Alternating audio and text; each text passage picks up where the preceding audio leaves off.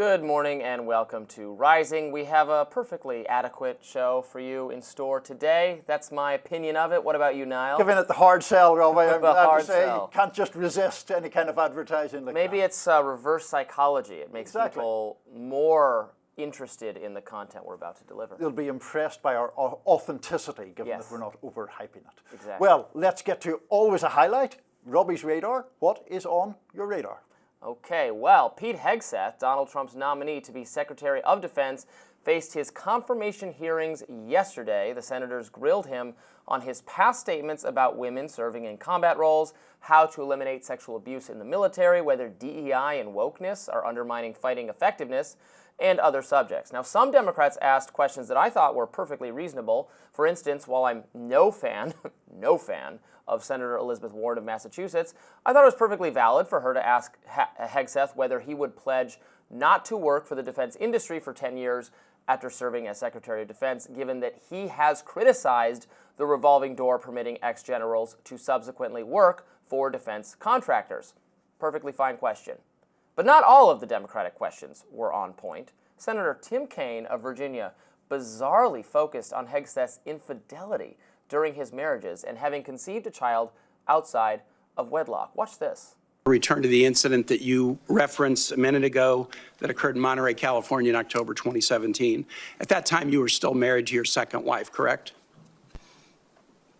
I believe so.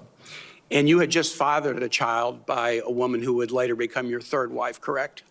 Senator, I was falsely charged, fully investigated, and completely cleared.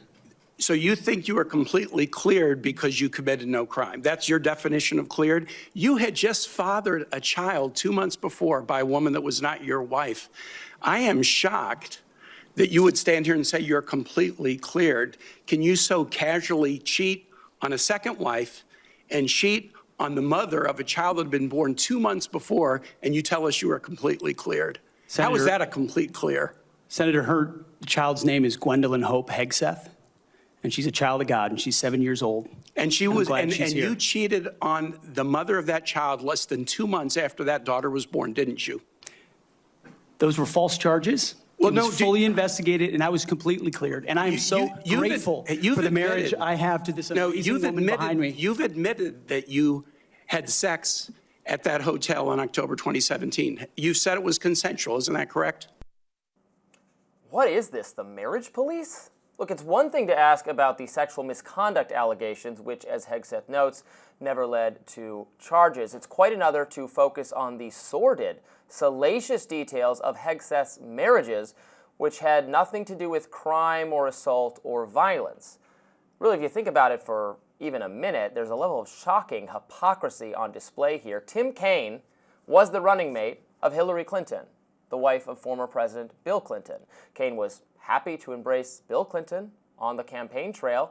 He certainly didn't avoid or disparage his running mate's husband, even though Bill Clinton was credibly accused of infidelity with a White House intern, Monica Lewinsky, and also accused of sexual assault by Juanita Broaddrick. For years and years and years, many elected Democrats, not all, but many of them, criticized the Republican obsession with prying into Bill Clinton's personal sexual behavior.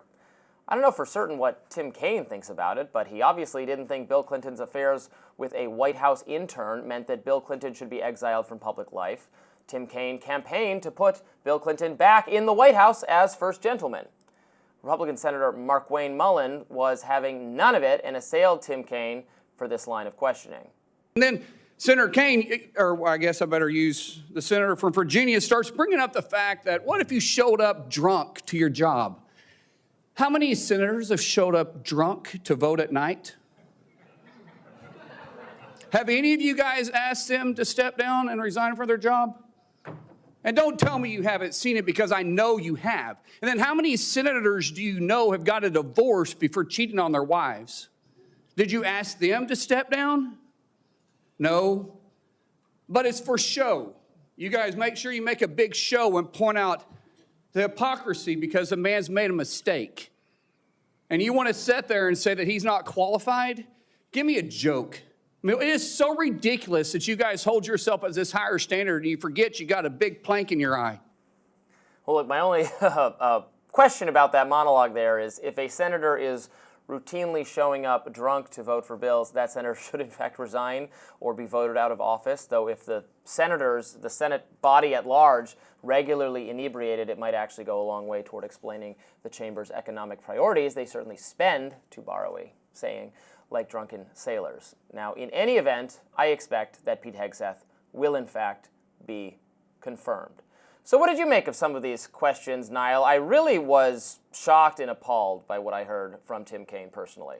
I'm not sure if I was shocked and appalled, but I did find it a fairly extraneous line of questioning and a prurient line of questioning to focus on the topic of infidelity. Now, as you pointed out in your radar, it is important to keep, I think, disentangled the allegations of infidelity versus the allegation of sexual assault, which no charges were pressed upon, but which Pete Hegseth settled a lawsuit paying some form of money to the woman who had accused him of that. He says he did that to protect his television career, and we always underscore innocent until proven guilty here. I don't really care overly much whether adults are faithful to their spouse or not, at least when it comes to qualifying them for a job or disqualifying them for a job. And I took the Kaine line of questioning to be just an attempt to kind of cause personal embarrassment. I think that's what it was about. I'm actually glad you raised the topic of Bill Clinton, because I have had many heated conversations over the years with people whose broader views I respect, who seem to extend a lot of leeway to Bill Clinton for his behaviour. And there I'm thinking even less of the Monica Lewinsky case, even though there was a vast disparity of power there. But you raised Juanita Broaddrick. And I mean, it is just a fact that the allegation of rape made by Juanita Broaddrick against Bill Clinton is a credible allegation. People try to claim it's not because I think she, having been somewhat apolitical, has sort of moved to the right over the years. Yeah. But the allegation, I mean, Christopher Hitchens, when he was alive, wrote, and I think the book was called No One Left to Lie To, went into this in some depth about the Juanita Broaddrick allegation, which is a plausible allegation. I've issues with Hegseth, which are unrelated to this, which I'll get to in a minute, but what's your overall? Yeah, no, exactly. Bill Clinton remains in good standing. It still campaigns on behalf of Democrats, and he was this close to being back in the White House, having treated a White House employee, Monica Lewinsky, in the way that he did. And you're absolutely right. That case gets overly focused on, where, again, it is not to me disqualifying to serve in public life, to have had a messy relationship or anything of that nature. I was, as I just said, just appalled by Tim Kaine harping on that and focusing on that in what I thought was a very indecent way. But thank you for pointing out the Juanita Broaddrick stuff is very serious. It is very well.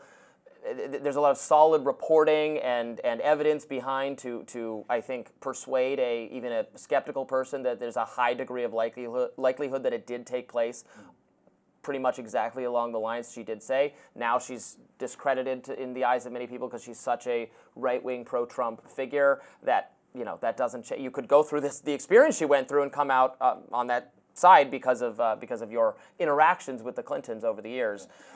Just on the point of Hegseth specifically, where I have the bigger problem, and this gets to the point of hypocrisy to a degree, Pete Hegseth's experience to run an organization the size of the Pentagon is very, very modest indeed. It is essentially being involved with two fairly small organizations, and in his role in those organizations, there have been various complaints of sort of mismanagement and excessive drinking and all of that.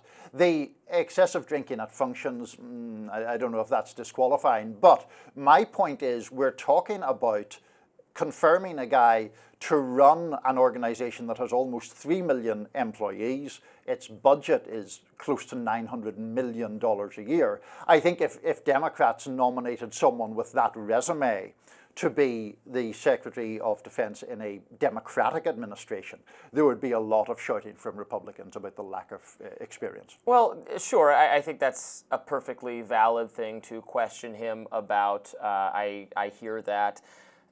The problem I have with that is if it's only the case that you need someone with a kind of long career of working in this exact kind of position or overseeing people from managing a complicated bureaucracy, et cetera, then you're going to tend to draw on the same pool of very beltway establishment thinkers, people who have a lot of defense industry expertise, people who have worked for defense contractors, people who all have an ideology that I think, and you probably do as well, have some serious criticisms about how this lends itself toward global safety and security. You're not going to get an iconoclastic outside perspective if you're saying, well, you have to have experience running a large multinational company or organization, then you're going to get the same kind of, you're more likely to get the same kind of internationalist interventionist perspective that so many in the MAGA base don't want to see a continuation of those policies. Well, I think that is true if you say you can only recruit people from the defense establishment. And I did make a point on another network about this idea about experience in foreign policy or in defense. And my argument would be, well, a lot of the people experienced in those areas made in decisions that are now considered catastrophic, yes, you know, and exactly. going back to the George W. Bush administration. What I was talking about in Hegseth's case was more managerial experience than defense or foreign policy experience, because to go from having been essentially a TV commentator with some, what would effectively be sort of small non-profit or small company managerial experience to running the Pentagon, that's a big leap, you know. And frankly, I think if Democrats nominated someone with that resume who was either a woman or a non-white person, there'd be all sorts of hoils about DEI hires and so on and so forth. Well, I saw Republican Senator Joni Ernst this morning, I think, indicate that she would vote to confirm Hegseth. So it looks to me like there's not going to be any Republican defections, and I think he's going to sail through, and I predict all of them get confirmed at this point. Thank you for your thoughts, Niall. We've got a lot more to talk about today on Rising. Please stay with us. There are more pardons coming. According to Punchbowl, January 6th Select Committee members are talking to the White House about issuing pardons to those who served on that panel. Mississippi Congressman Benny Thompson, who chaired the January the 6th committee, told Punchbowl that he would accept a pardon from Biden.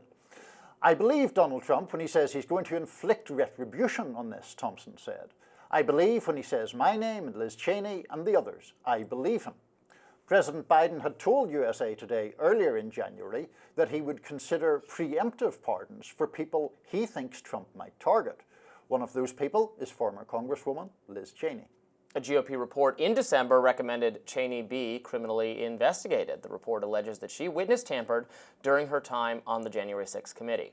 Former Congressman and January the 6th committee member Adam Kinzinger spoke to Stephen Colbert last week about potentially receiving a pardon. Here he is. Bernie Sanders says that he thinks Biden should offer preemptive pardons to a host of different people, including the people in the January 6th committee. I know that you said on CNN that Anderson Cooper asked you, point blank, would you take a pardon if offered to you? And your answer was? No. Why? No. Because I didn't do anything wrong. Okay. I mean, look, it's... Another January 6th committee member, Jamie Raskin, dodged a Politico reporter's question this week over whether he would accept a pardon. Here he is. Would you like a pardon?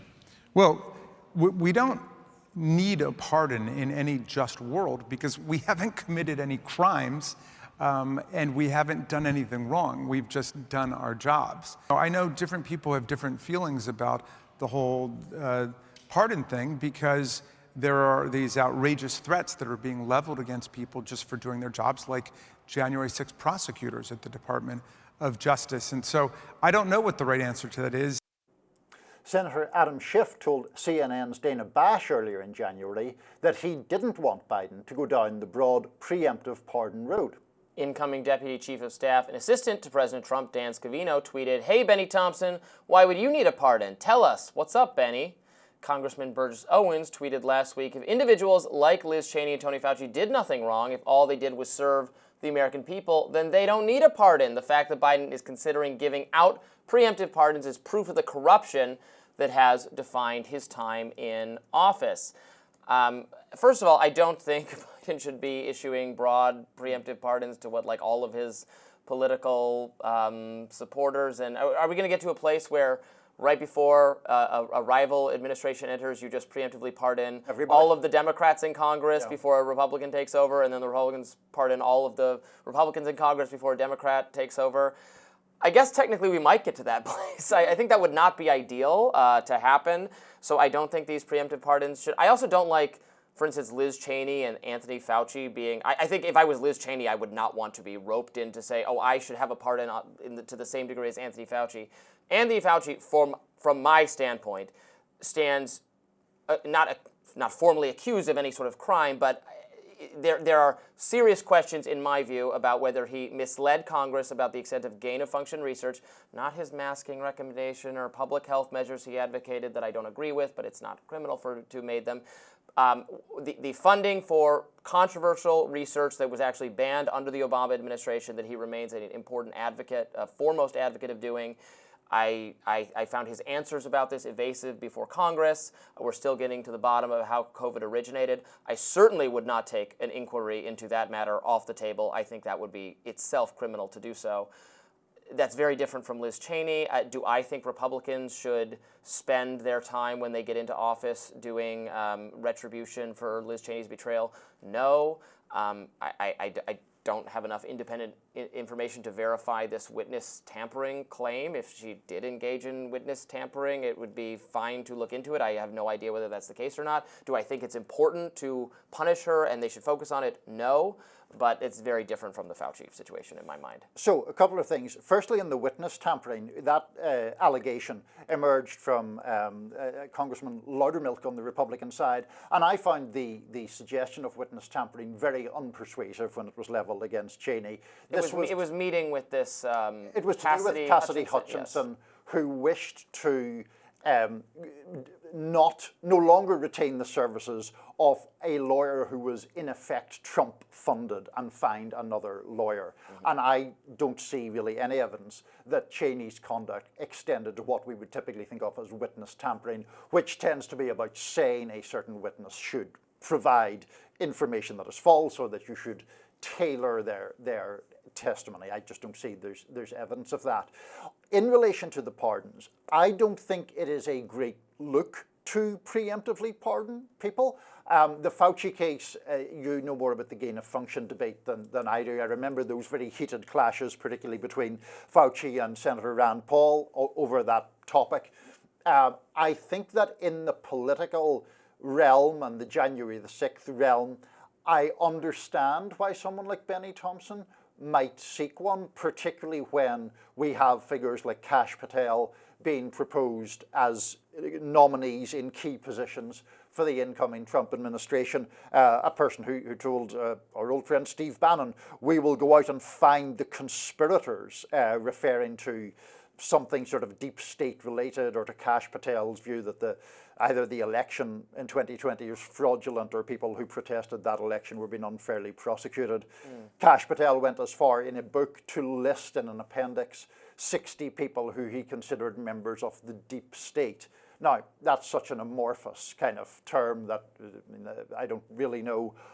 That obviously doesn't provide grounds for prosecution, but it provides grounds for being suspicious of what someone like his intent would be once he's in power. Sure. Yes, I mean, conservatives would say that that's exactly what Democrats have done to them, is find pretexts to go after them. I think this is all bad. I think But who do you think there's been a pretext invented to go after? Who do I think? Yeah. I'm not speaking for myself. I'm saying the conservative argument is that there have been investigation after investigation after investigation into Donald Trump and his associates for, they would argue, legitimate political speech in some cases, or trivialities having to do with the Mar-a-Lago raid or the campaign finance expenditures, finding any pretext to pursue criminal charges. I mean, at least in the New York case, you've agreed that it was a... In the New York case, I am more sympathetic to that argument because I'm not sure that a private citizen who'd engaged in the same conduct would have been prosecuted. I'm far less sympathetic on the Mar-a-Lago and January the 6th cases, but I feel we've debated that quite a lot. Yes, we have. Well, that is the attitude of Republicans, so there are certainly some of them who think if we can find areas where Democrats, where there's some leeway to say, ooh, that was maybe questionably legal in the campaign finance category, there would be action taken. Do I think that's a good idea? No. I tend to roll my eyes at the criminalization of everything, the over-criminalization of everything, and I don't think it would be good for Trump people to necessarily go down this route. I tend to doubt that they actually will go down this route, but I'm open to admitting I was wrong if we see some wave of prosecutions of, but they weren't even very effective, frankly, of finding, like for the Hunter Biden stuff, the whole House inquiry, they didn't even end up producing that. But journalists produced more persuasive, he was innocent. That's maybe why they didn't have the evidence. He was not innocent of, tax fraud and gun charges and maybe he was innocent of broader corruption, etc. Although journalists found more impressive evidence of wrongdoing there than the committee did. So I don't think we people have to worry, but we shall see. We shall see. More Rising right after this.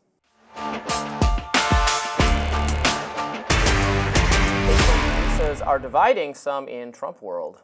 On one side, tech bros like Elon Musk and Vivek Ramaswamy. They are advocating for more foreign tech workers through the H-1B visa process.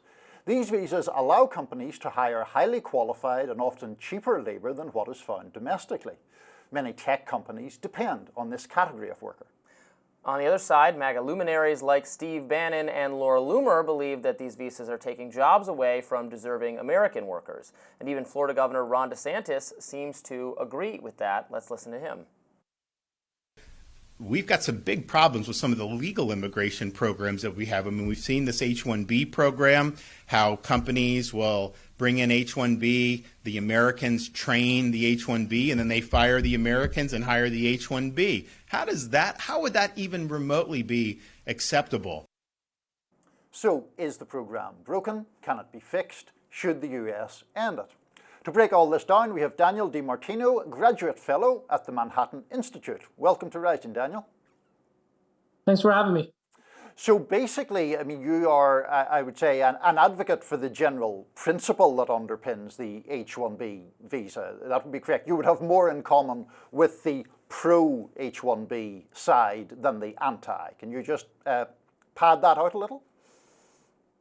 Well, I would say that there's been just a lot of misconceptions about this debate in general, and a lot of people talking about things that they really only read about probably last month. When the reality is that when you look at what type of immigration do you want for the United States, you want people who speak English, you want people who don't depend on welfare, you want people who have jobs, and you want people who don't commit crimes. And that's exactly what the H-1B visa holder population has, right? This is a population that makes half of them make more than $120,000 a year. That's the median salary. It's a population that speaks English. It's a population that doesn't commit crime. And so it's a population with a very high marriage rate. That is what conservatives have always dreamed about with immigration.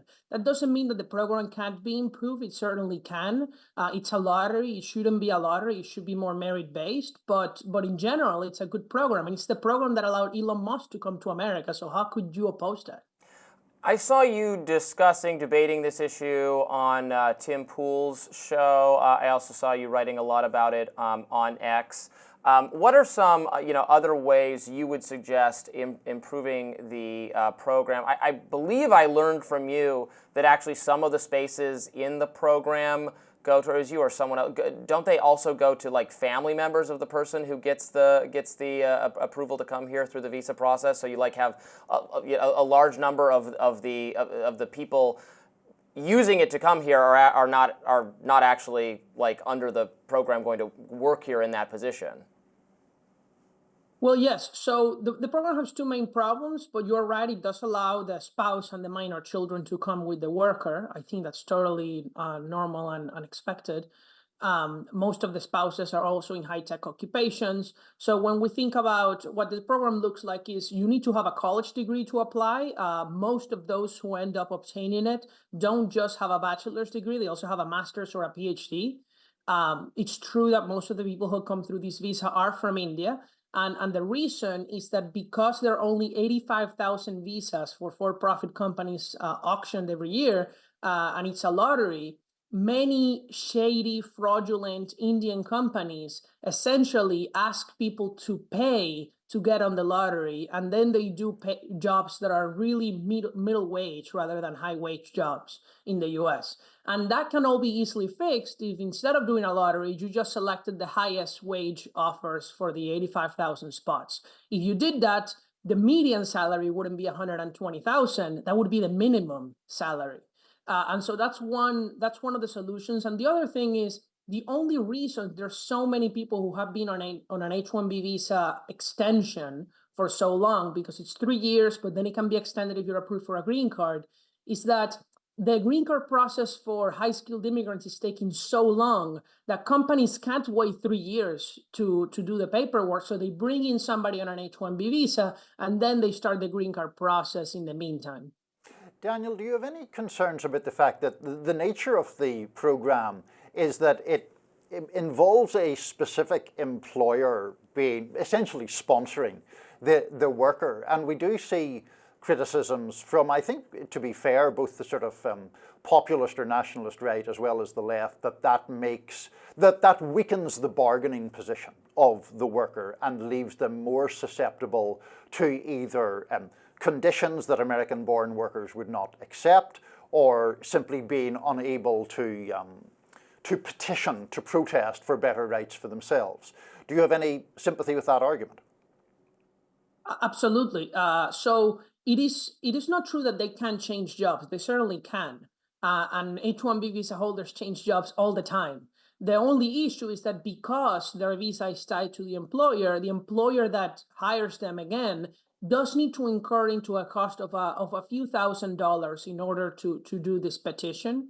And obviously that creates labor market friction. And so in an ideal system, that wouldn't need to be the case. And I'm totally in favor of allowing H-1B recipients to freely change jobs, especially the majority of them, which are already approved for a green card and are unfairly waiting over 10 years just because they're born in India.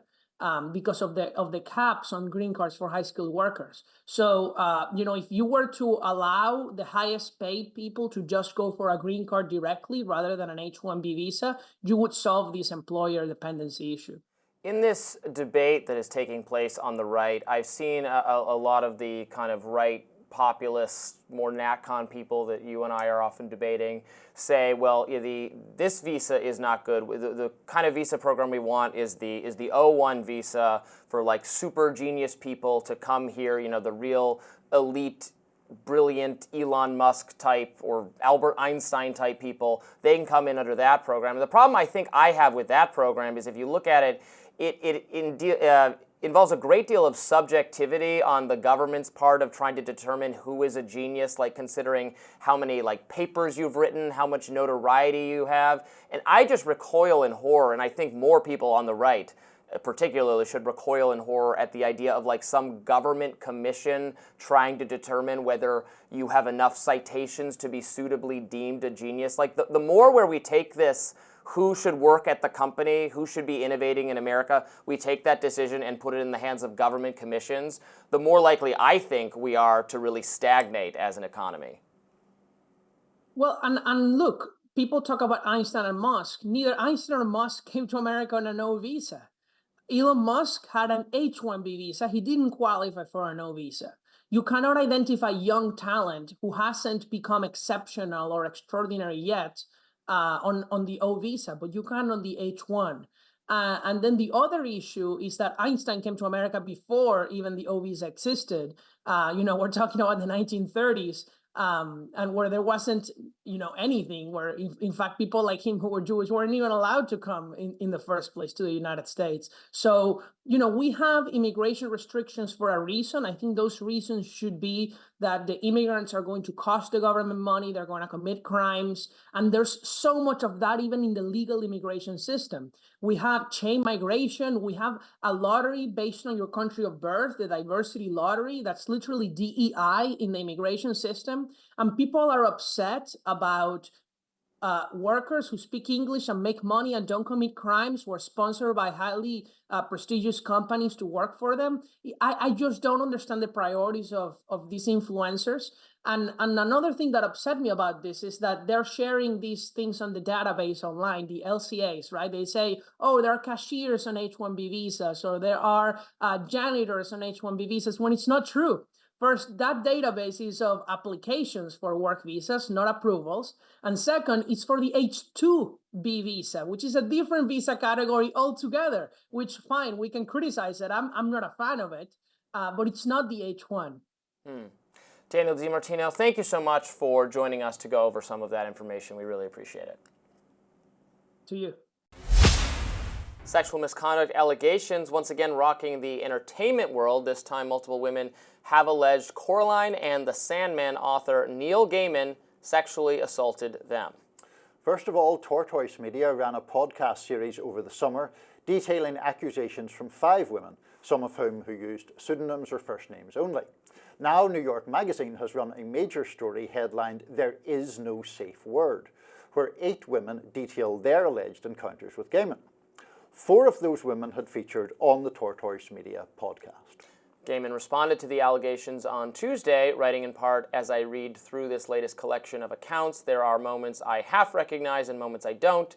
Description of things that happened sitting beside things that emphatically did not happen. I'm far from a perfect person, but I've never engaged in non-consensual sexual activity with anyone ever."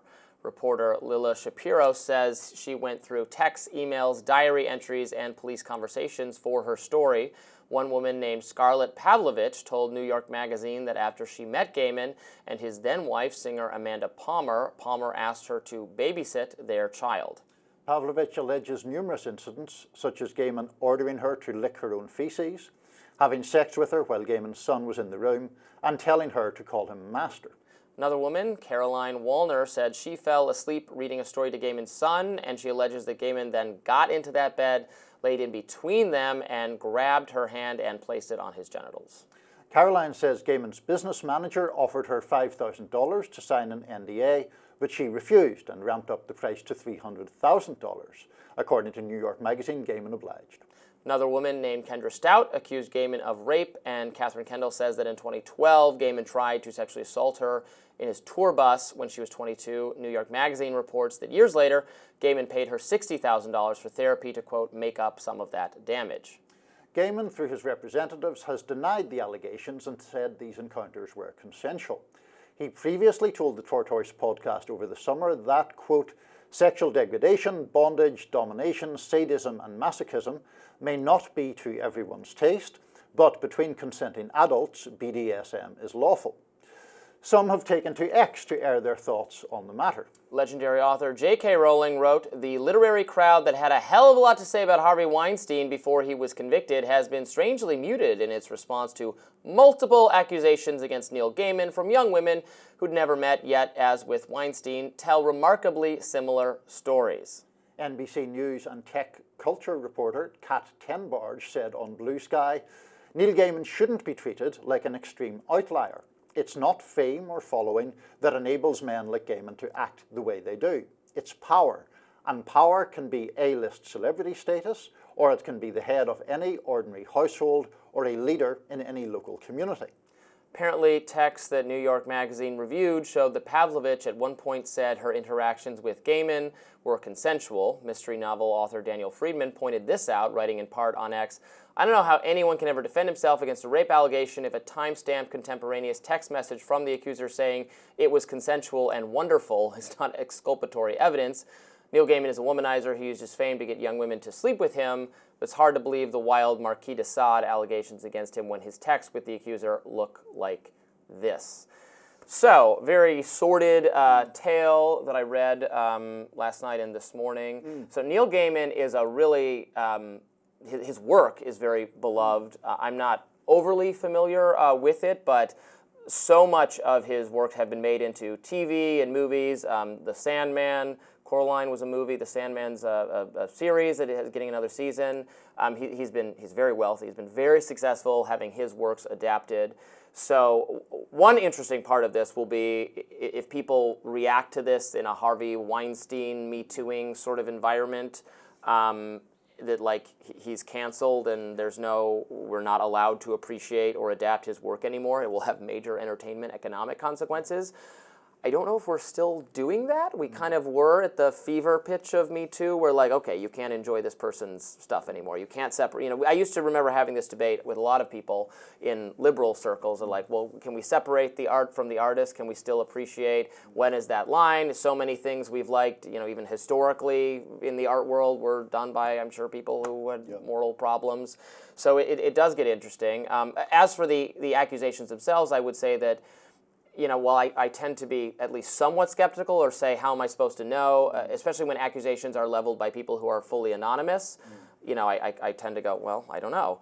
In this case, they're not fully anonymous. There are several women, you know, did come forward, although I take that last person's point that in one case, they did at least write a text saying it was consensual. Yeah, I think it's difficult to get in too much into the intricacies of this particular case. People who wish to do so can read the New York Magazine story, which is very lengthy, and read Neil Gaiman's response to that, in which he denies any suggestion of coercive behavior, says he was basically imperfect but did not abuse anyone.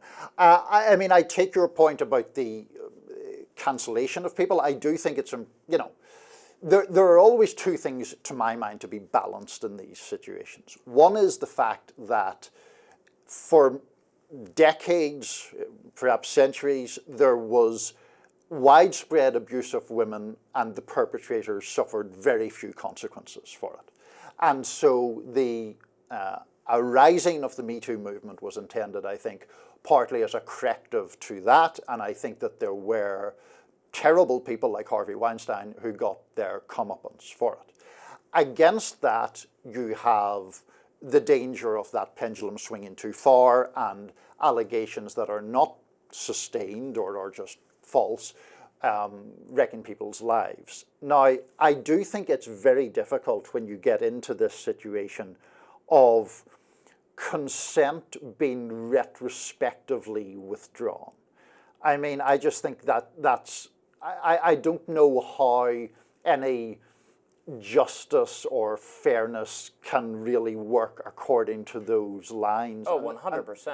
And that's not to say, that is not to belittle the trauma of people who suffer terrible abuse. But like, you know, I mean, look, I'm, you know, a 50-year-old straight man who has had quite a few life experiences. I would be heartbroken if any woman ever thought that I was abusive or coercive to her. I also don't know what you, like the idea that someone can consent in the moment and years later say yes meant no. Yes. I just don't know what you do with that. Right, and you know, people regret doing it. So our memory, the way human memory works is, right, we remember things in a way that are favorable to us. Our memories trick us. This is why eyewitness testimony, when you're not in a sexual misconduct context, just, you know, with police interviews, you can get 5 witnesses to the same incident, and they'll all say different things, even though they all watched it happen, because human memory is very fallible and very imperfect. And so we exaggerate things favorable to us in our mind and distort other things. Now, that is a far cry from saying, like, oh, everybody's just lying or something. And also, things can be very bad. It can be sleazy behavior. It can be, well, there's obviously power dynamics at play here. The kind of main woman in this story was, to some degree, financially, she was going to be homeless. She was like living with them and babysitting the kid. And so she, of course, could say, I don't want to get in this bath. That's a creepy thing to do. Right. But then maybe she would be out on the street, so she's going to get into the bath. But from his standpoint, it's, well, if you didn't want to do this, why did you get into the bathtub? Sure. It's not good. It's bad. Does that mean I can't, you know, appreciate the Sandman anymore? He does, you know. I mean, there's not going to be like, oh my God, he's not going to suddenly be broke on the street or something. He's a very wealthy man. Yeah. But it gets messy and dicey, and I think these are some of these difficulties were not well captured during the first Me Too wave discussions from like 2017 to 2020. Now people seem more, and even at the time there were I was friends with a lot of liberal due process minded writers and thinkers who would say, yes, this is serious, got to take it seriously, but particularly at the campus, and I did a lot of reporting on the Title IX sexual misconduct adjudication procedures that were just insane when you looked at them closely. People being accused of things years later, not being made aware of the evidence against them, not being entitled to have an attorney present for the proceedings, the presumption of guilt being that you are basically presumed guilty, because it wasn't a criminal setting. It was you're going to, as a consequence of this, get expelled. But although that can be a financially ruinous thing to happen to you in an elite college that's as bad or worse than getting sent to prison for some short amount of time.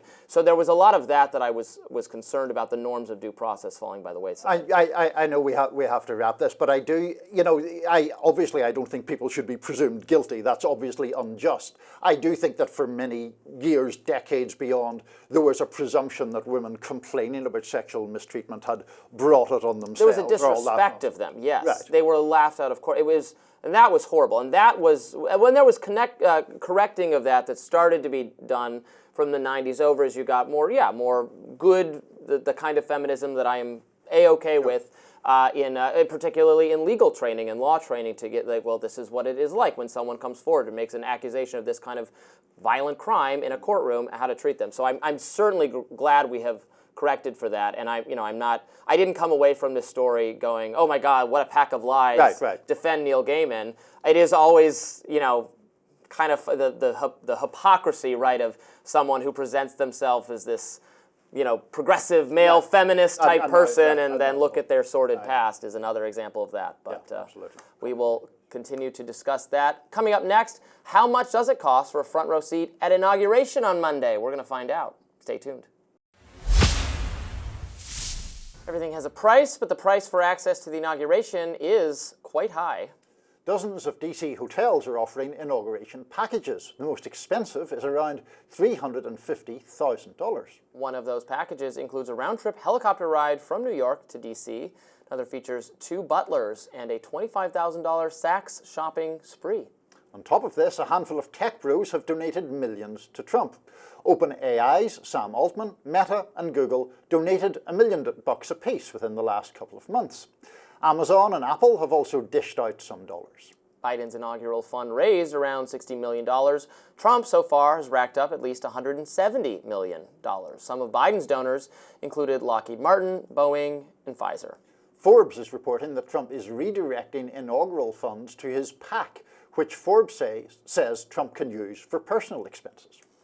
There's nothing really too novel here. Inaugural committees raising a lot of money. Businesses want Taking advantage. Well, they want to, stay in the good grade. They want to have a minimal amount of at least friendly repertoire with the administration, whether it's Democrats or Republicans. We've talked a lot recently about the swing to the right. I think that is occurring in the tech space with Elon very much leading the way, and now Mark Zuckerberg, maybe even Jeff Bezos, not wanting to do the endorsement of Kamala Harris. The tech sector anticipating a Trump win and trying to get kind of back in his good graces. But some of this is really kind of just, par for the course, or wanting to, I don't know that any of this, specifically with the inauguration stuff, is really beyond how things usually work, but you might know more information than I do. I mean, I think that part of the issue is just that the vast sums of money that just sort of sluice around the political system, and I think that those are often, they're often an entry point to sort of low-level corruption, in the sense of people getting a hearing for their arguments that others who don't have, $1 million to drop on an inauguration don't get. It is by no means solely a Republican problem. I think the corporatization of American politics is a fundamentally bad thing. I do have to single out Mr. Zuckerberg, I think, a little bit, because I just find the eagerness with which he is sort of running along to make nice with the incoming Trump administration, while I notice all the time increasingly talking about how the corporate world lacks manliness or something. I mean, I just roll my eyes about that obsequious behavior veiled in this sort of machismo. I think that's kind of nonsense. Yeah, he's gotten, he started doing, taekwondo or jujitsu or some punchy, kicky kind of thing. He's surfing, he grew out his hair. He looks good. He's found a look that works for him. In my view, found a look that works for him, but he's also found a pathway to. He used to look like such an alien. Now he looks like a human fully... I just find the propensity of people... Well, Democrats tried to destroy his company. So he's making nice with Trump because Democrats said, Joe Biden got up on TV and said, you are killing people. And then all of his top Democrats said, and we are going to destroy Facebook because of it. So now he made nice with Trump. I mean, there's a lesson there. Didn't Trump threaten to jail him for the rest of, for some long period or something? The threats are made on both sides. I don't remember Democrats threatening to destroy Facebook. Yeah, well, the difference is Republicans can be placated when you stop censoring them. And you're right. It's Elizabeth Warren and Bernie Sanders who aspire to destroy what I would say are beloved, giant, popular, successful companies and to turn them into, Soviet bureaus is ideological and is, yes, near and dear to their hearts, and they can't be... to their credit, cannot be bought off because it is their ideological project. And now the tech sector is realizing that again and is pivoting to the right. That, if we stop censoring Republicans, if we're nice to Trump, we will not get regulated out of existence. We can't do that with Democrats and progressives because their ideology is to destroy us. They have learned that, and I hope they never unlearn that lesson again. There are absolutely genuine concerns to be worried about concentration of power and concentration of wealth and concentration of corporate power. And I think being concerned about those things does not mean you want to fly the hammer and sickle or give everyone turnip soup. You, sir, are steel-manning the argument in the, yes, can we be concerned about corporate power or corporate consolidation? Right. Yes, of course. But the Bernie-Elizabeth Warren line is just like a cavalier, just is the assumption that these companies can and should and must be destroyed. That is their standpoint now, that they all have to go. It is obscene for any of them to exist, and they all need to be terminated. And I think that is the straw man position that, well, of course, if they're successful, they should be destroyed.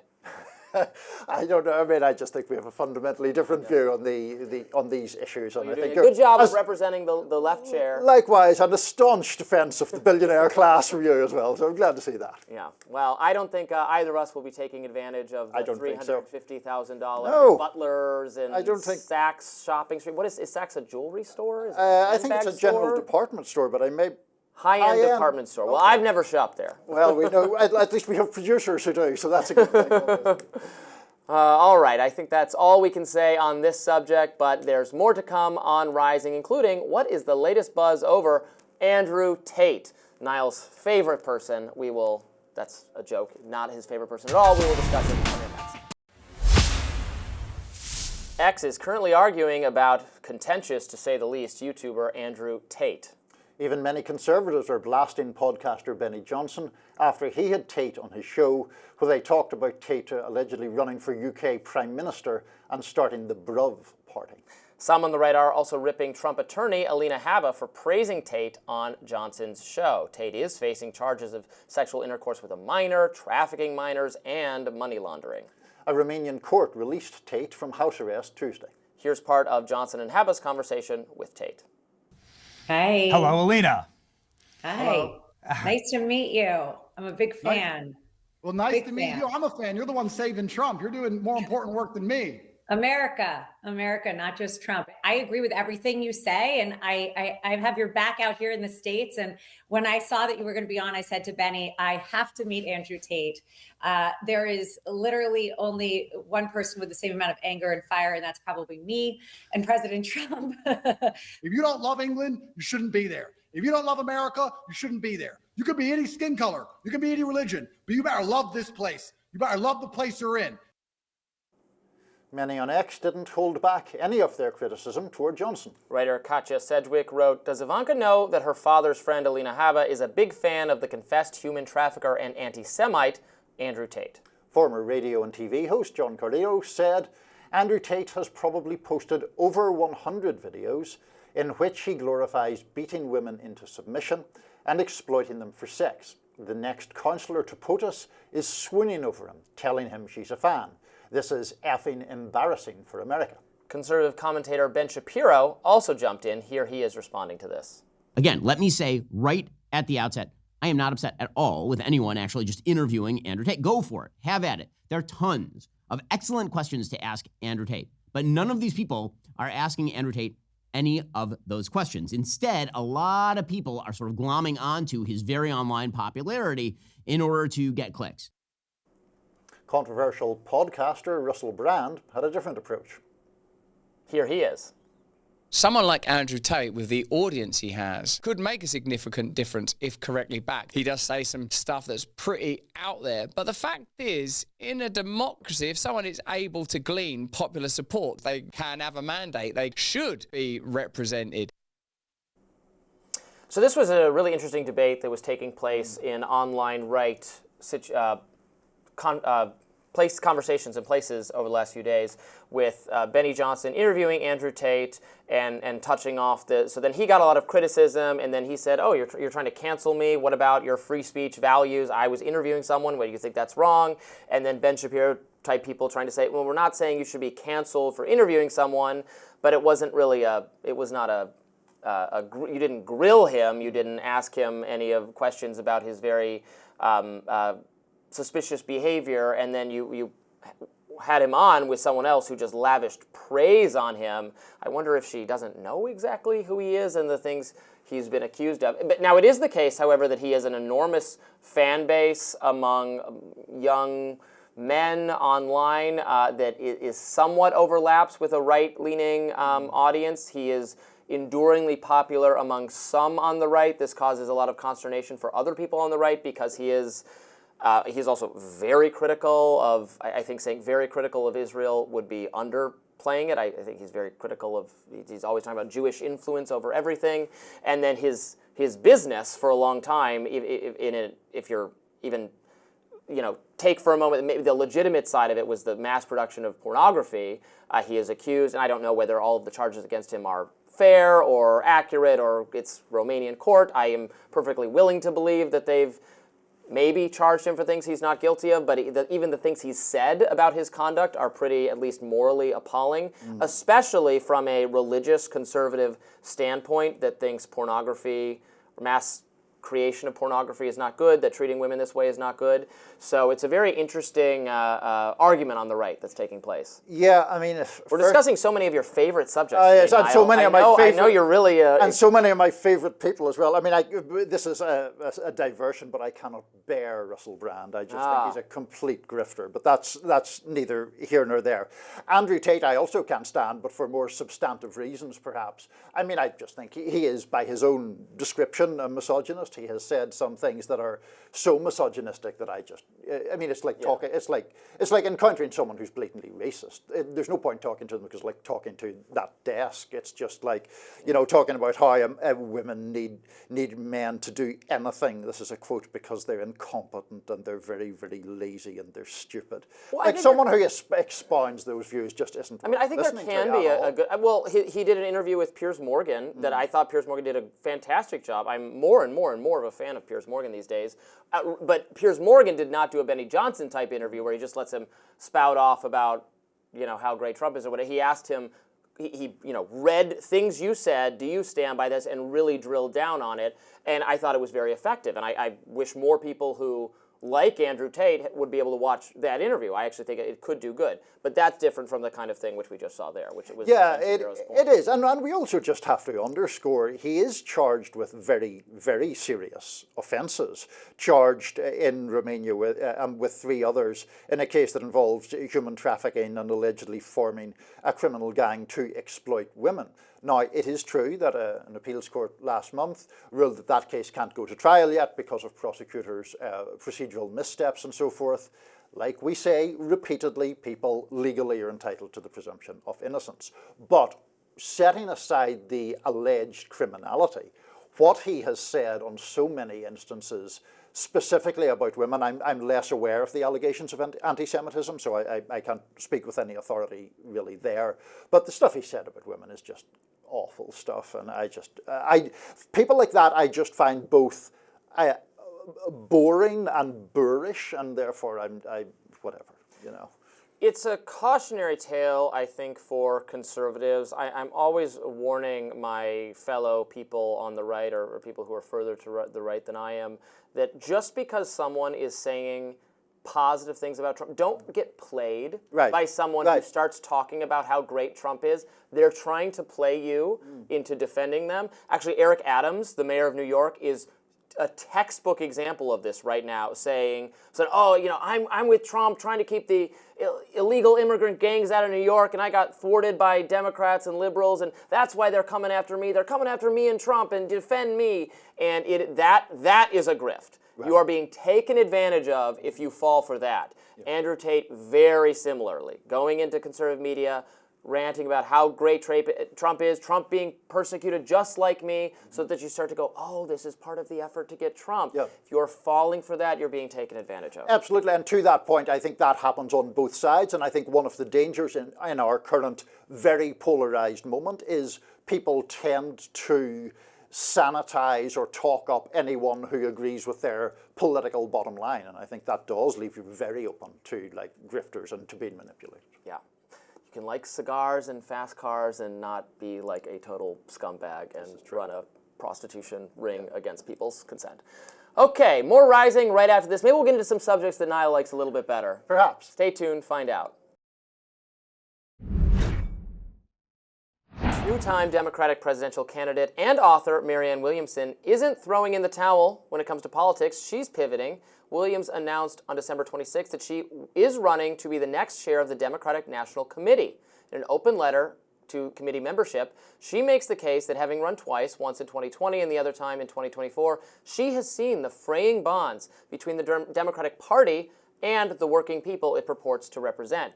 She writes, quote, "As chairwoman, I will work to reinvent the party from the inside out, for if we want a new president in 4 years and a new Congress in 2, then we must immediately get about the task of creating a new party." She has received more than 40 signatures, so she is in the running against 7 other contenders. And joining us now to make her case of what it will take to put the Dems back on the right path is Marianne Williamson herself. You're very welcome.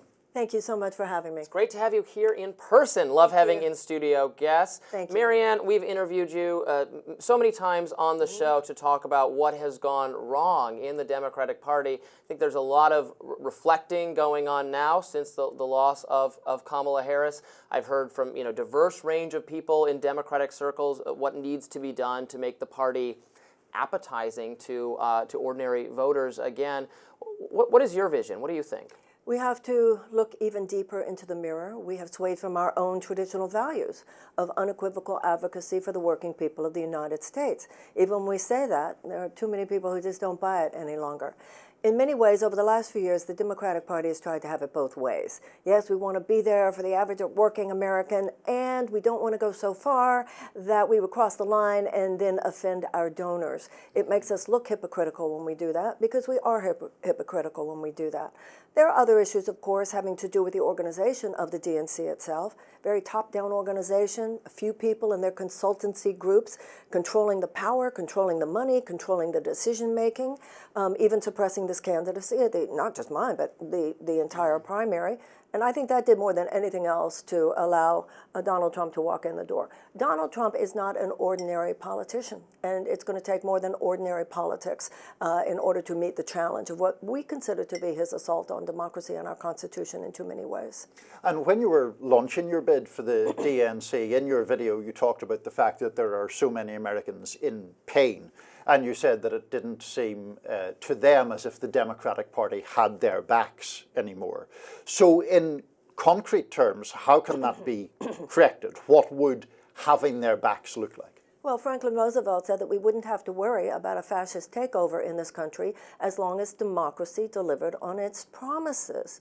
We are a country predicated on the idea that all men are created equal and that governments are instituted to secure the rights of life, liberty, and the pursuit of happiness. How can you be securing the rights of life, liberty, and the pursuit of happiness when 1 in 4 Americans live with medical debt? Over half of our bankruptcies are medical bankruptcies. People are selling their blood plasma in order to pay their rent. Over 1 million people are rationing their insulin. We've got 700,000 people who are without homes in this country.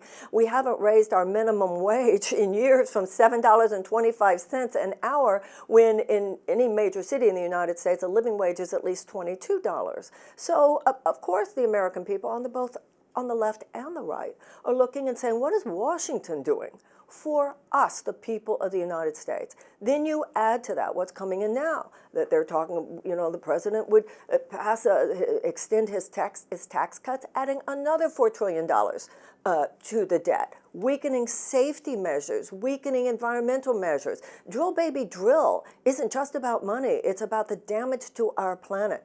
So the way I look at it is, and you can see this week with the Democratic senators who are now with Pete Hegseth and with Pam Bondi, they're doing their best they can to wage the arguments that need to be waged. But the Republicans are now in power in the House and the Senate as well as the White House. So the DNC must be a megaphone, unlike times when the presidency belongs to us or the Senate or the House. So that's why I want to get in there and make the DNC the most spectacular megaphone, not just for the policies that we believe in as Democrats, not just to oppose the things which the president might do that we do not agree with, but also to stand for the values of the Democratic Party, which I believe are the values of the United States. You ran for the Democratic presidential nomination in 2020 and 2024. Yes. You opposed Joe Biden. You were one of a number of people to do so in 2020. In 2024, the attitude among so many Democratic elites was that, no, the nomination belongs to him. You challenged him anyway. Dean Phillips, a few others did.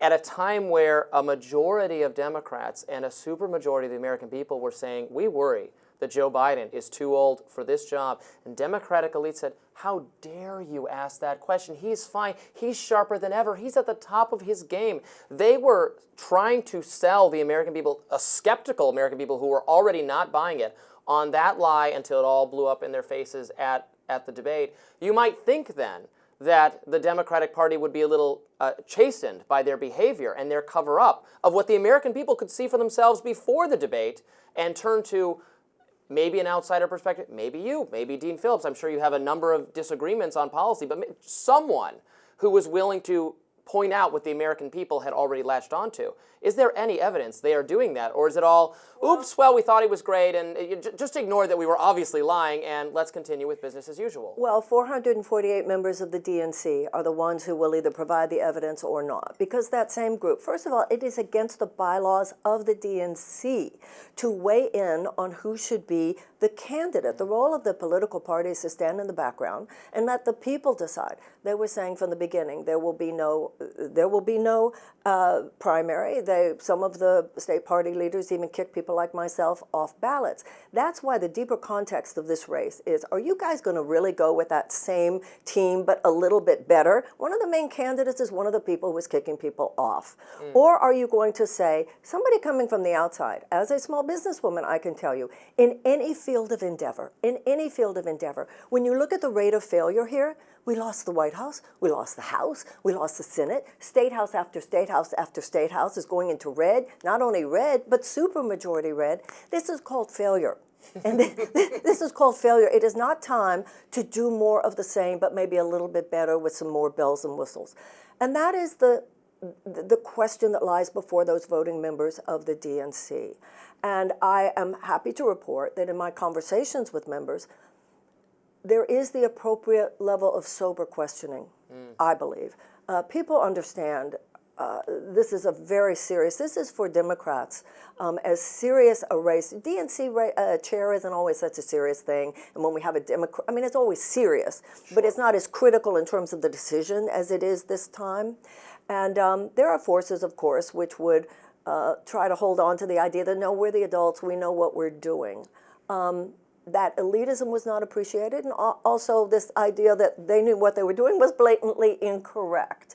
So now I hope that the members of the DNC will recognize that someone who certainly respects the traditional political activism and organization, which must occur, and which will occur if I'm president, but also, if I am chair of the DNC, but also, whatever, I'm going to talk about what's real. It's the same conversation, I have to tell you. I just wouldn't have a policy-making role. It's to talk about health care and how we're the only advanced nation in this world that does not have universal health care, that we used to have tuition-free college and tech school before the 60s and the 70s, that we must protect our planet, and that every hardworking American who works an honest day's work on any given day should have the dignity and should have the ability to support a family. That's how it should be in this country. Let me play devil's advocate a little bit just for a second, Marianne, because we do hear criticism or the critique of Democrats in the past election that they were too easily painted as outside of the cultural mainstream on various issues. Now you support the creation of a Department of Peace, for example. You have supported reparations in the past, and I think still do. Completely valid arguments to make, but don't those arguments lend themselves to conservative or right-wing attacks that they are outside of the mainstream? I think the idea of a Department of Peace, that we put peace creation, both domestically and internationally, back at the center with diplomacy of our foreign policy decision-making, I think this is every bit as much attractive to conservatives as it is to people on the left side of the political spectrum. And in running for D.N.C. chair, I'm not running for a policy-making position. That, you know, Hakeem Jeffries, Senator Schumer, those are the people who will be making policy. I'm running for megaphone. I'm running to be someone who observes what they're doing, tries to understand what they're doing, and does my best in a way that I believe that my 40 years of career gives me the skill set to do, to explain to the American people on a granular level, on a daily basis, this is what's happening. This is what Trump is doing when we don't agree with it. This is what we think it's going to do to you.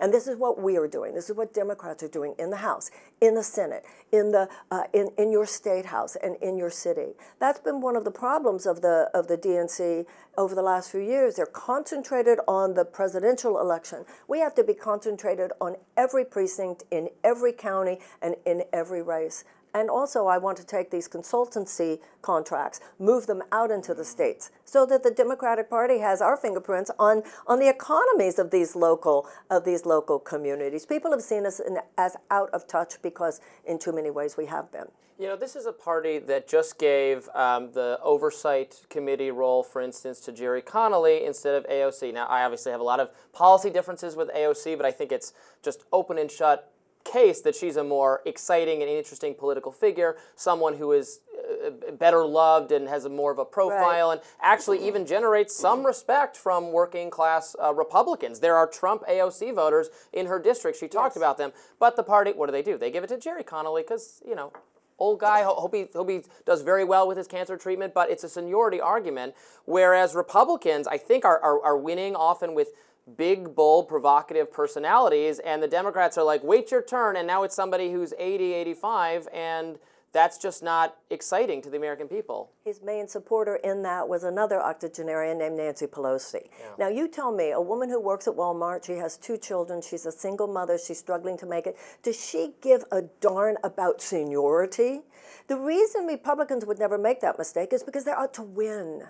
What are we aiming for here? To protect a class and their seniority and their wood-paneled rooms? Or are we out to win? You're right, AOC, she gets through to people, and she gets through to young people.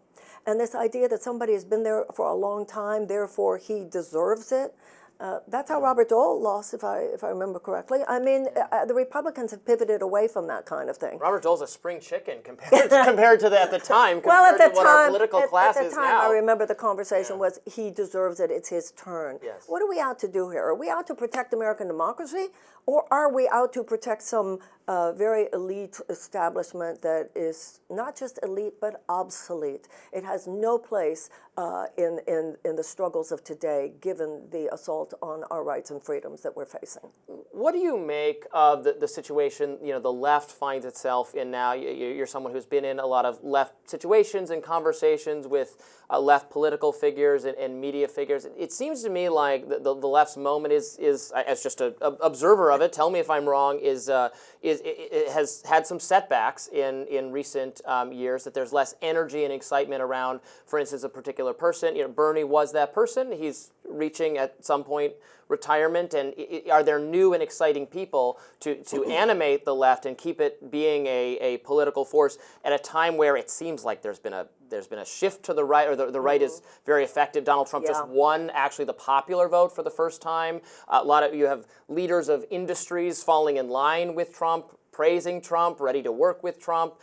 It seems like there's a lot of work from a left standpoint to be done, and I'm not seeing that level of energy compared to 4 or 8 years ago. One of the things I've noticed that a lot of people on the left have turned away from what they call electoralism. They're not putting their spine into electoral politics. It's into podcasting. It's into alternative media, which are important spaces because this is where ideas get incubated. But then when you actually want to get the levers of power, you've got to run for office. And so some of the best thinkers on the left, I believe, have just not wanted anything to do, number one, with running, and number two, with the Democratic Party.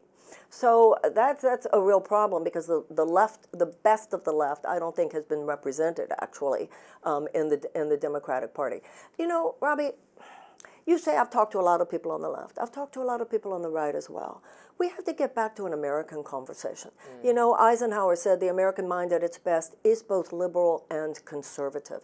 I think in order for this country, just speaking as an American, we have to get out of our silos. I'm not even sure that term, you know, who's on the left, who's on the right. Nobody should have to feel that they have to get in line and this is what we stand for. I think of myself as on the left of the political spectrum, but that doesn't mean that everything that someone like yourselves might call leftist positions, I might go, no, I'm not feeling it. And also that's another thing about the Democratic Party. We used to be the free thinkers. That was what I really resented about what happened with this last election. We have to vote for Biden. We have to vote for Biden. We have to vote for Biden. It was like, what did you not take? Or when people would say, she's a spoiler, I'm like, did you or did you not take civics class in the 7th grade? I'm running as a Democrat. You can't be a spoiler. Sure. And also, we don't primary a sitting president. Well, I'm old enough to remember Eugene McCarthy certainly primaried Lyndon Johnson. So everybody's got to stop taking orders from a party. Everybody's got to stop taking orders from this is what we believe. Everybody's got to, I believe, read the Declaration of Independence, read a little history, read what it was about, read what this country has been about, which I hope, as chair of the D.N.C., I would be able to make people excited about American history again and understand where all this fits in, where do democratic values fit in, and I don't just mean as a party, but as a nation. But is that free thinking that you do exhibit, is that, I mean, let's say you won the election and you do become Democratic National Committee chair. Would you not, as a free thinker, find that position actually a bit constraining of you? I mean, I don't think of you as an organizational person in the sense of sitting atop a kind of bureaucracy, which the D.N.C. is to a certain degree. No, I believe that the Democratic Party at its best is a big tent. There would be some things. I wouldn't come mouth off about something on your show, for instance, when that's not what the House and the Senate Democrats are standing for. Nobody would be asking me to lie. There would be times where it would be appropriate for me to keep my feelings to myself, and that's in anybody's job, in any professional situation. If you take on a job to be a mouthpiece for what the Democratic Party is standing for, and at the same time, I would be working very hard to report back to the policymakers, this is what I'm hearing on the street, guys. This is what I'm hearing. They're angry. They want a higher minimum wage. They want to see it. I'm telling you guys, I'm out on the street. I'm not just in Washington. They want universal health care. A majority of Republicans as well as Democrats want universal health care. So I believe that part of my job and hopefully my effectiveness would be that I could go back to the policymakers and tell them, this is what people want. Don't just listen to what a few consultants are telling you in Washington. I'm telling you what they want in Nebraska. I'm telling you what they want in Florida. I'm telling you what I heard in Texas. I'm telling you what I heard in Michigan. And I would hopefully be the eyes and ears of the people, the electorate, and the eyes and ears of the Democratic policymakers in Washington. Marianne Williamson, we so appreciate you coming in to talk to us about your candidacy and what you feel the Democratic Party should do. Always appreciate your candor. Thank you so much. Thank you. Always lovely to be here. Thank you. We'll have more Rising right after this. Please stay tuned. President-elect Donald Trump's enemies list seems to be growing, and this week NBC's late-night host Seth Meyers is on top. Trump posted on Truth Social, how bad is Seth Meyers on NBC, a network run by a truly bad group of people. Remember, they also run MSDNC. I got stuck watching Marble Mouth Myers the other night. These are not shows or entertainment. They are simply political hits 100% of the time to me and the Republican Party. Comcast should pay a big price for this. The president-elect's fury was sparked by the comedian's jokes about Trump's comments on water days after the start of the devastating LA fires. Let's watch. He just discovered what water is. When you buy a faucet, no water comes out. Okay, I'm going to stop you right there. You can't just buy a faucet and get water. You have to install the faucet. This is real life. It's not a cartoon. You're going to attach it to a water line. When you buy a faucet, no water comes out because they want to preserve. Even in areas that have so much water, you don't know what to do. It's called rain. It comes down from heaven. And they want to do, no water comes out of the shower. It goes drip, drip, drip. And let me just say, after 4 years of Joe Biden, who is prone to a senior moment now and then, it is so refreshing to have Kid Science here tell us it's called rain, and he didn't even have to Google that. Also, dude, it doesn't come from heaven. Even God would tell you that. Meyers also took jabs at Trump's remarks on global rearrangements. We need Greenland for national security purposes. Canada and the United States, that would really be something. You get rid of that artificially drawn line, and you take a look at what that looks like. Wait, what? You went from saying we need strong borders to we need to get rid of borders altogether? What are you going to do a 180 on next? I'm going to be your president, but I'm going to do it from jail because, let's be honest, I did do some crime. Trump is, of course, attacking the same network that helped make him a big national celebrity through his reality show The Apprentice, which ran on NBC from 2004 to 2017. I think he's fine to go after Seth Meyers, and they're just in a mutual hate each other, mock each other kind of thing. So I don't know what the big deal is. What do you think about President-elect, a former and soon-to-be president, suggesting that the corporate bosses of a network or the corporate parent of a network should pay a heavy price for people mocking him on that network? Well, I don't know what he meant by pay a heavy price. Did he just mean they should pay a price in the ratings because their content is so bad? Did he? You think he's implying that they should suffer some government or legal? If that's the case, I am obviously totally against it. As you know, I am very much against figures in government pressuring media companies or social media companies to alter content. So I think that's a big no-no. I would thus say to anyone who thinks this is some kind of threat, I would point out, and I wrote about it, so I just pulled it up, that Democratic lawmakers sent letters to Comcast, AT&T, Verizon, Cox, Dish, and other networks, telling them that they should stop carrying Fox News, One America, and Newsmax because these networks spread misinformation and disinformation. Elizabeth Warren said that Meta, Google, Amazon should be broken up for platforming misinformation. So, yes, if you are outraged by Donald Trump's criticism of Comcast and think he's actually meaning for it to go further than that, I'm right there with you. But boy, do I have a lot of other examples of this exact same thing and then some happening. Is it the exact same though? It's worse. I wouldn't. Well, you see, you're saying like misinformation, disinformation. I mean, we will end up getting into our whole free speech argument again. But what Trump is talking about here is not really misinformation in the sense of COVID or whatever. He's saying, don't make fun of me, otherwise I will seek retribution of some kind against your corporate owners. Well, I don't know that he's saying that. I think he might just be saying they're not funny and they should pay the price for not being funny. Comcast should, I wish I could do the impersonation, but my accent doesn't lend itself to Trump impersonations. The Trump impersonation. And many people are saying they're not funny. I don't have a good Comcast should pay a big price for this. Yeah, well, if any action is taken to harm Comcast legally by the Trump administration or any other administration because of the content on their platform, I will be speaking out against it. I'm already speaking out against it just in case. Good. Nope, let's not threaten media companies, but it is much, in my view, much worse, the level of legal action that many, not just Democratic figures, Republican figures too. It's one thing they can agree on. Let's have antitrust. Let's break up Amazon. Amazon, a company most people love, for that magically makes things arrive on your doorstep, and government is like, The government, which has like a 20% approval rating, wants to take on the only thing with that's better loved than like the military in America and peanut butter and jelly. That's what our brilliant Congress people are so concerned about.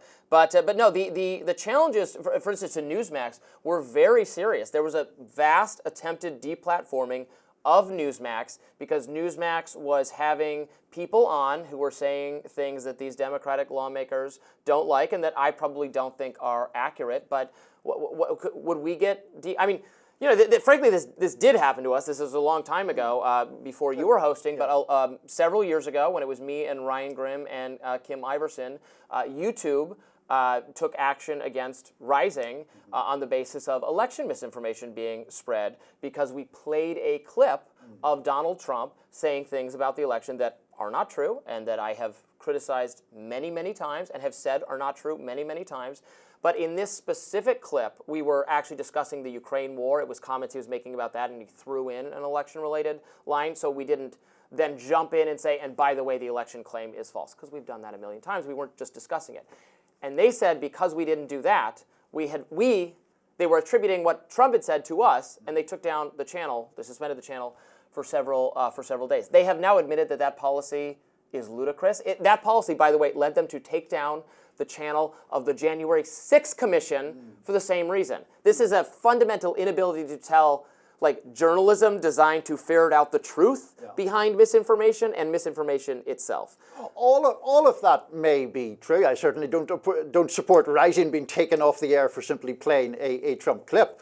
It is also true, though, that Trump's general MO is to certainly say intimidatory or aggressive things anytime he is confronted with criticism. Earlier this week, we were talking about the Jack Smith report, which noted Trump's propensity to attack judges, prosecutors in the most vigorous terms possible. The family, in one instance, the daughter of a judge in one of his cases. His whole modus operandi is to incite a kind of harassment towards anyone who he regards as a foe. Yeah, look, it's Trump's behavior is often not with the kind of rhetoric that I would think is good. I criticize it all the time. I don't think, he views himself, he was a media figure. He was a entertainment celebrity person, the biggest thing on that network for years and years and years. It was interesting to recall from that Billy Bush interview with Tucker Carlson that like Billy Bush viewed his entire job, according to his paymasters, was to glorify, interview, put forth Donald Trump as the greatest and smartest, most wonderful, most perfect human being. That was their entire business model. And so, yeah, he still feels a combative spirit toward them. It should not lead his administration to take anti-free speech actions, but maybe we're all more cognizant now of of the power that massive governments have to force media companies to engage in censorship they wouldn't do otherwise, and I hope that doesn't happen, Republican or Democrat. Protect Seth Meyers at all costs. Protect Seth Meyers. Do you find Seth Meyers particularly funny? Not particularly. Neither do I. That does it for us today on Rising. Be sure to like, share, and subscribe so you never miss any of our content. And for those of you who like to listen while on the go, we're now available anywhere you can find podcasts. And we will see you back here tomorrow.